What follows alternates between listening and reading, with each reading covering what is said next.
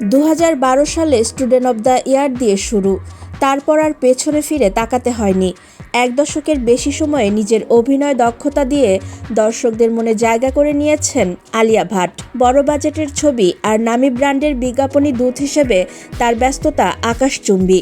তবে তুঙ্গে থাকা ক্যারিয়ারের মাঝেই এবার ব্যক্তিগত জীবন নিয়ে এক বড় সিদ্ধান্তের কথা জানালেন এই অভিনেত্রী। মেয়ে রাহার জন্মের পর থেকে আলিয়ার জীবনে অগ্রাধিকারের জায়গা বদলেছে। সম্প্রতি এক সাক্ষাৎকারে আলিয়া জানান, এখন থেকে বছরে 1টির বেশি সিনেমায় কাজ করবেন না তিনি। মূলত মেয়ে রাহাকে পর্যাপ্ত সময় দিতেই নিজের কাজের গতি কমিয়ে আনার এই সিদ্ধান্ত। আলিয়া বলেন, আমি ক্যারিয়ারকে কখনোই কোনো নির্দিষ্ট মাইলফলক হিসেবে দেখি না। আগে যেভাবে কাজ করতাম এখন আর তা সম্ভব নয়, কারণ আমার একটি সন্তান আছে। আগে আমি একসঙ্গে 2-3টে সিনেমার কাজ করতাম, কিন্তু এখন মন আর সেটা সায় দেয় না।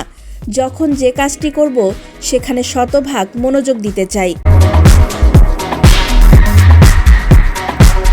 মা হওয়ার পর আলিয়া নিজেকে নতুন করে আবিষ্কার করেছেন অ্যাকশন ঘরানার সিনেমায়।